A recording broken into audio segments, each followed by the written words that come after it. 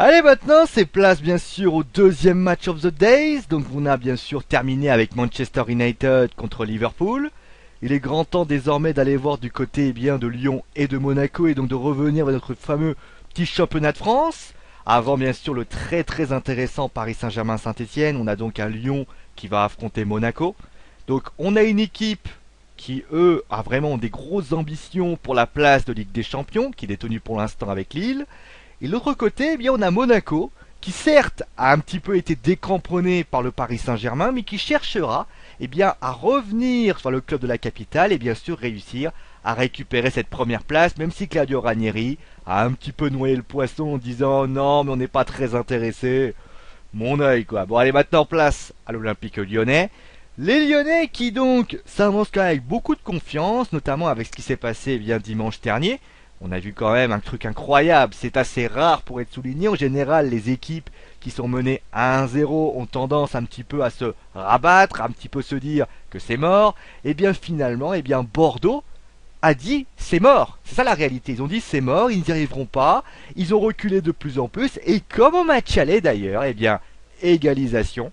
Et après l'égalisation, eh bien dans les arrêts de jeu, eh bien Tolisso a offert justement les 3 points à son équipe. Bravo notamment à l'Olympique Lyonnais d'avoir pas lâché. C'est justement ce qu'on demande à une équipe vraiment dans un grand club. C'est ce qu'on demande, de jamais lâcher, de se battre jusqu'au bout.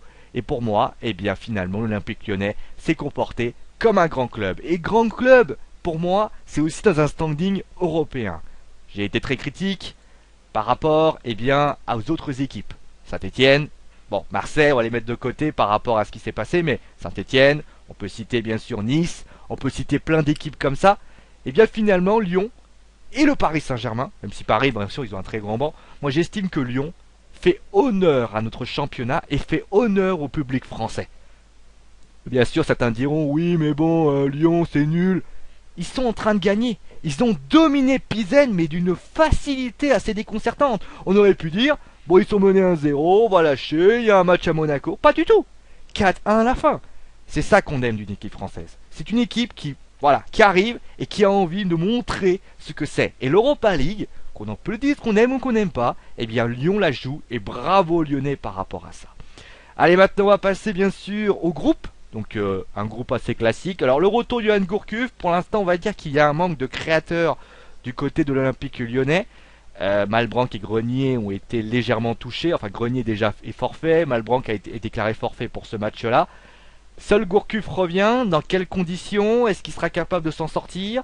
Je ne sais pas du tout. En tout cas ce qui est sûr c'est que moi ce que je vois des petits problèmes du côté lyonnais, c'est que ce qu'a fait, attention, ce qu'a fait Lyon à Bordeaux, il ne faudra pas qu'il le refasse. C'est-à-dire qu'il y a eu du bon côté, c'est vrai, ils ont eu le retour, mais les erreurs qui ont eu lieu avec un système à 5 défenseurs, si Rémi Garde retente ce système-là et encore se plante, bah les Monégasques pourraient très bien en profiter et d'offrir quelque chose d'assez salé, si vous voyez ce que je veux dire. Donc il va falloir quand même essayer de bien structurer tout ça et surtout bah, il y a tout ce qui est physique, parce que bien sûr, pour ceux qui ne le sauraient pas, avoir joué jeudi pour avoir joué dimanche, c'est vrai qu'il y a l'euphorie, mais face à une équipe comme Monaco qui bien sûr n'a pas joué depuis une semaine, ça peut jouer la différence également. Allez maintenant place à la composition d'équipes probables, avec donc des équipes assez classiques bien évidemment, Lopez dans les buts, une défense à 4, Bedimo, Mtiti, Bizevaj et Davo.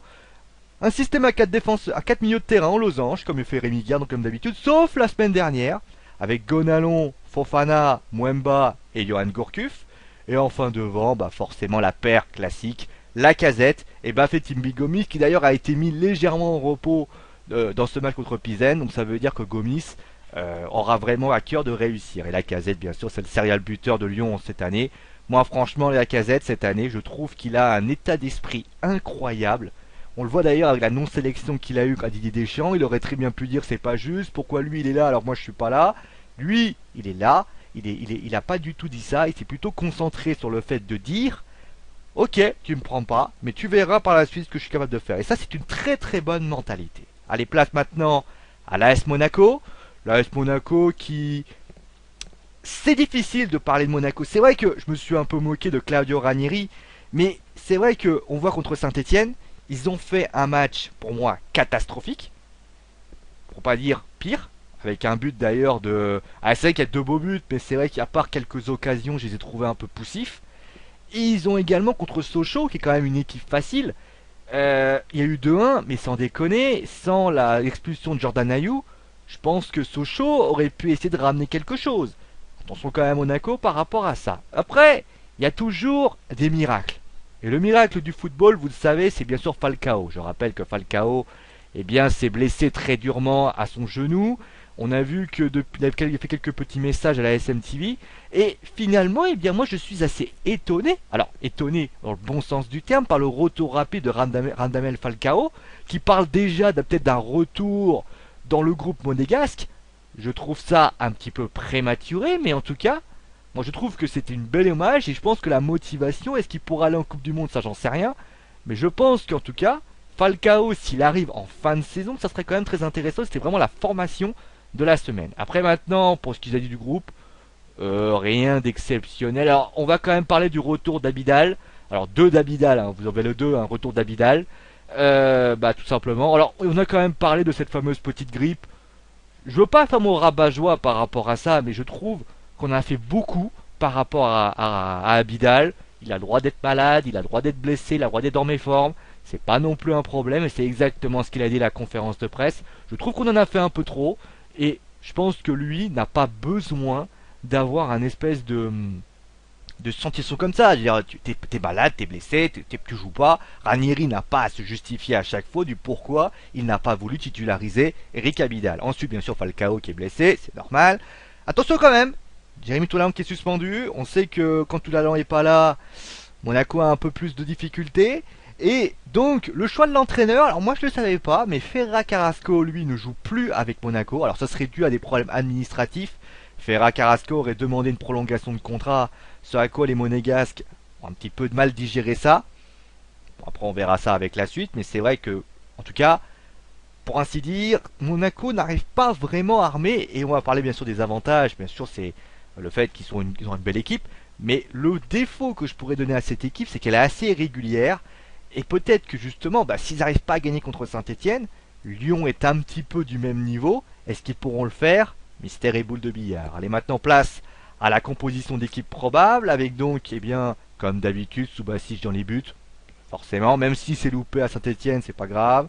Ensuite, j'ai remis Abidal, parce que j'estime que... Alors on m'aurait pu dire Abdenour, mais Kurzawa, Abidal, Carvalho et Fabinho, pour moi, c'est solide.